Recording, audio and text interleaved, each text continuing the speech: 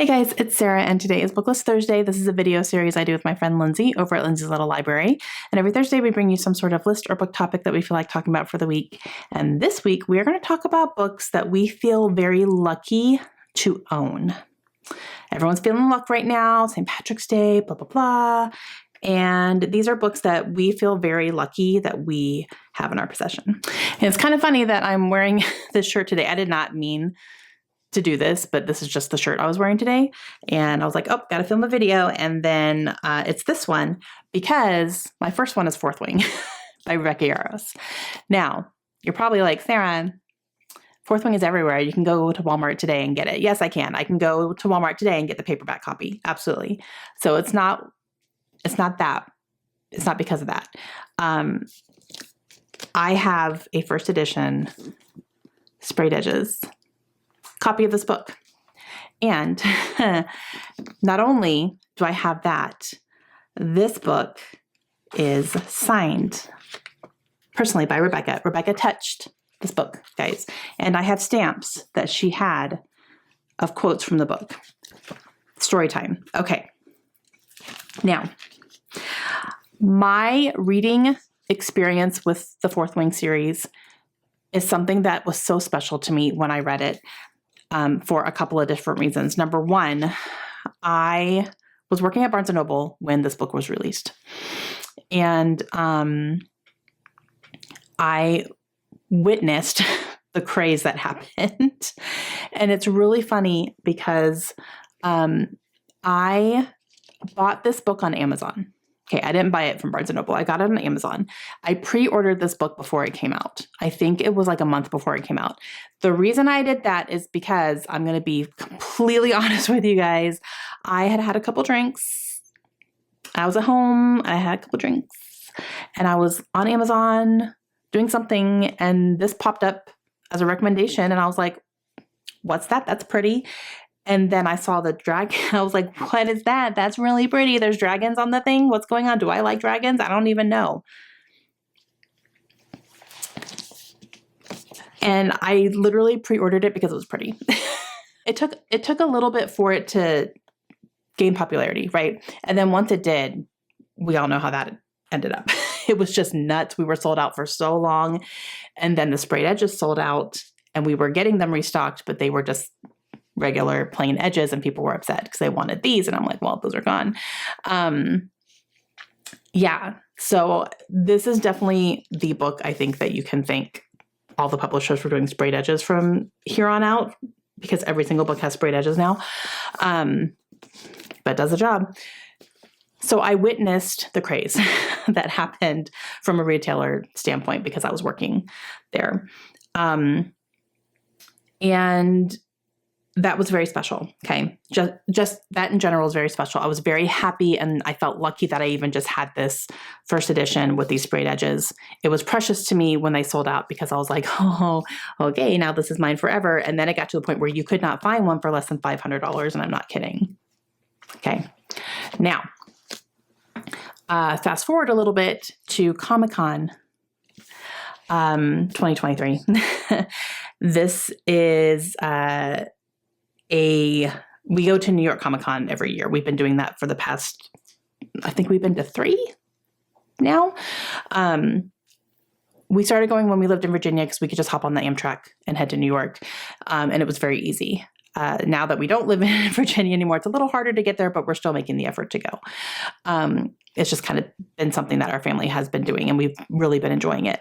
Now in 2023, this was all the rage. And Rebecca Yarros was going to be there on the one day that we were at Comic-Con. And I looked at my husband, I said, I love you, but I'm going to that. And I wanted to get this signed. I went to a panel that she was on about romantasy books. I still have a whole list of books I want to check out because of that panel. I left the panel a little bit early because I wanted to get in the signing line because they did cut it off. They cut it off at 100 people. I was number 98. I was number 98. So I got very, very, very lucky to be able to get this signed and got to talk to her for a second. It was all very quick. So that was very special. And then she did have stamps that we could stamp like quotes from the book on the inside, which was really cool. So we were doing that too. Okay, so all that, fast forward to Iron Flame. When Iron Flame came out, book number 2, I was still working at Barnes & Noble, and I actually had the opportunity to be the one to organize a midnight release party for that book. And it was crazy and so much fun. It was so much fun. It was really successful. I was really proud of how it went off, and it was great. So I kind of really felt a part of that release because of that. Now, when Iron Flame released, she went on a book tour, and where she was going to different stores and, signing copies and doing events and everything like that. She went to an event at Barnes & Noble in the town a little bit north of me. It was only 30 minutes down the road. So that store is a bigger store than we were, but they asked other stores in the area for help working that event. They just didn't have enough employees to be able to handle the craziness that was going to happen. So I 100% signed up for that real quick. And I was able to do that. Now, we were able to bring a couple books that we wanted her to sign for us beforehand, before the party got started, before the doors opened and everything. So I do have Iron Flame signed as well, which is very special. So I have this one signed. I have the holiday edition of Fourth Wing, the one with the red cover that you also can't buy anymore now because it was very limited run. I have that one signed, and I have Iron Flame signed. So yeah, Onyx Storm, not so much. I'm not in that arena anymore, but I was able to meet her, and actually, I got to talk to her a little bit more because it was just the employees and her. So I got to talk to her a little bit. And when I tell you, she is just so nice and funny. Oh my gosh, that woman is hilarious. She's really funny. So it was very nice of her to sign our stuff first. And then the party got going. I was one of the people at the check-in counter when people were coming in, because it was a ticketed event. And this is going into a very long story, I'm sorry. But I was checking people in and, handing them their books and everything like that, because you got a book as part of your ticket price and all that. And everyone went through the line and all that. And then when it was over, I helped kind of close down and clean up and everything. And then Rebecca obviously stayed a little bit, and we were able to take pictures with her. And I got a picture with her and some of my other employees from our store. And she's just so nice, you guys. It was just so special. Just the whole being, feeling I'm kind of a part of it, even though it has nothing to do with me, but I feel like I was part of the release of this one and of Iron Flame. So, not only do I feel lucky to have this, I feel lucky to have her entire series. And, she's definitely an author that I just am not going to be able to get enough of.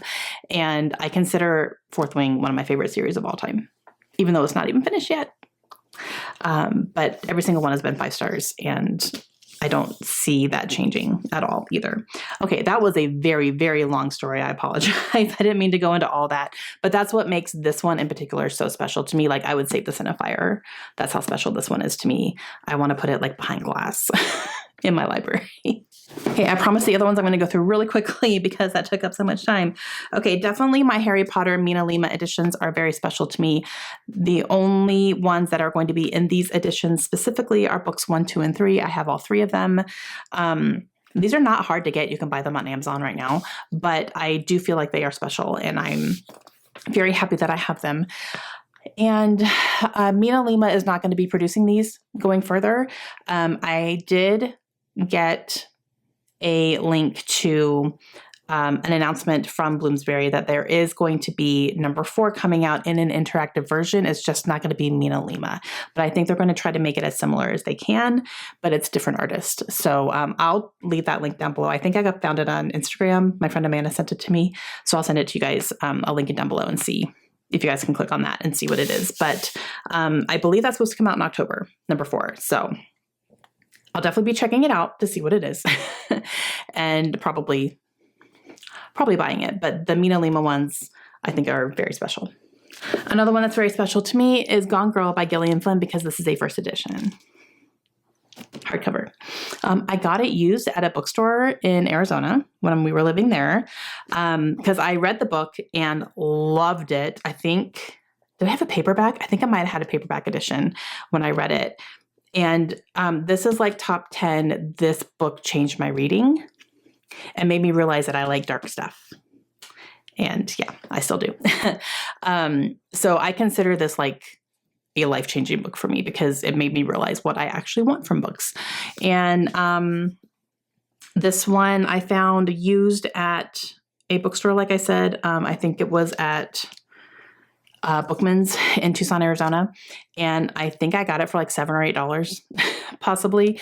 But when I saw it in hardcover, I was like, ooh, I want that because that's like, you know, I loved it so much and I want a hardcover versus a paperback. So I got rid of my paperback, bought this one and realized it was a first edition. I was like, oh, cool. And then it became what it was after that. And I was like, oh, cool. Okay. This is now precious to me. So this is a very special one too. Another one. Okay. This one's interesting because I have not read this, but I have Jefferson's Sons by Kimberly Brubaker Bradley. The reason I think that this is something I feel lucky to have is because this one's out of print. Like you literally can't buy this anymore unless you find it used. They're not printing it. So I don't know if I'm going to like it or not. We'll see. I have liked this author in the past. So I guess we'll see at some point whenever I do read it, but it is something that I don't ever consider unhauling because it's out of print. So I feel like it's special. Hopefully I like it when I read it. We'll see. Another set of books, this is a whole set, that I feel very lucky to own, are the Brandon Sanderson Secret Project books. Now, can I go to Barnes & Noble and buy all of these right now? Absolutely. But these are the Kickstarter ones. So these are the leather bound. There's illustrations in here. It's gold. Like, they're so beautiful. They are so beautiful, you guys. I can't even talk about how gorgeous these are. I know some of these things are featured as well in the ones that Tor published, but like, I don't think that's in there. You know, like, I don't think all this artwork is in there. I really don't. Like, oh my gosh, it's so pretty. It's so pretty. And we got bookmarks. Like I have a trust bookmark. And they're hardcover and they're printed on the hardcover and they're just embossed and they are so gorgeous. These were produced by Dragonsteel, which is Brandon Sanderson's publication house. So yeah, these are the ones that he wrote during COVID and told nobody and said, I'm going to do a Kickstarter and release these in like these super special, pretty awesome editions that we're going to print. And oh, holy crap, it broke the internet when he announced them. And I was absolutely part of that. I gave him all of my money and I don't have a single regret. So Trust of the Emerald Sea, The Frugal Wizard's Handbook for Surviving Medieval England. You guys, these are just, they're stupid gorgeous. Yumi and the Nightmare Painter. You guys, look at the pink and the blue. Oh, it's so pretty. I'm getting them all jacked up now. And then the Sunlit Man, which has sprayed edges. These do not, but this one does. It has black sprayed edges. They're just black, but stunningly gorgeous. I did get a tip to read some of his other works before this one. So I'll keep that in mind. I'm nowhere near getting ready to read some of this stuff, but I know that like Tress I could read right now and be fine. A lot of people have read this as their first Brandon Sanderson and were completely fine reading it. So these are very special to me. There is a fifth book coming as well, which I did buy into as well. So I did pay another little bit of money for a fifth book. I think I'm not going to be getting that until the fall. Is the last update we got from Kickstarter. So I will have a fifth one to add to this stack as well. But these are very, very special to me because they are very limited in how many they printed. And it was kind of nuts. And I didn't mind one bit because I love Brandon Sanderson. And I will follow him to the end of the earth, which is probably going to end up happening. Okay, and then really quick, I do have another little set of books here that are very special to me. And the reason is because these were my parents'. These were copies of books my parents had growing up and that they read from, and I have them now. Look. Okay, so from my mom, I have The Hobbit. I have read The Hobbit. I have not read this edition because it's old and I don't want to like mess it up, but like, it's like yellow pages and all that stuff, and that's totally fine. But I have The Hobbit, and then I have the Amityville Horror by Jay Anson. So I have this one. This is one I have not read. My mom did. Paid $2.95 for it apparently at some point. I have not read this one, this book, but maybe I will at some point. And then The Haunting of Hill House by Shirley Jackson was hers as well. Can you tell where I get some of my reading taste from? My mother. But this was hers that she read when she was in high school. Definitely like yellowed. Seen some things. This book has seen some things for sure. And then, so I have these. And then I also have my father's copy of the Foundation trilogy by Isaac Asimov. And let me tell you, when I tell you this thing has been loved, like there's not even a dust jacket on it. Like, I don't know why the top is like red and the rest of it is not. I don't think that was intentional. It might have just happened over the years. But I'm almost afraid to like open it all the way because I don't want it to fall apart. And you can hear the spine, like, yeah. So this and these stay on my like decorative shelves out in our living room by our fireplace. That's where these live. So I have this one, faced out by the spine, but this is the first 3 books in the Foundation series. My dad loves this series. This is his favorite book series of all time.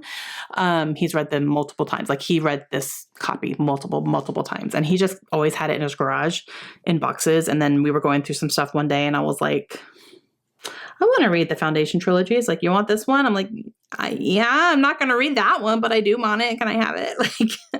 Like I'll like put it on display in my house. I think it's really cool to have something that my dad loves so much. He started reading it in college. So it's very special to me. It's all jacked up and like probably falling apart, but to me it's very special because he loved it so much. And then I have the ones that my mom read when she was young as well. So I definitely get my love of reading from them, especially my mom. Okay, this was a very long book list Thursday for me. I'm very sorry. I try to keep these a little short since they're weekly, but I had a lot to say about Fourth Wing. So you're welcome. Okay, make sure you go check out Lindsay and see which book she's sharing today and what she feels lucky to own. I'm really excited to see what she has on her shelf that she really treasures. And we'll see you guys again soon. Have a great day. Bye.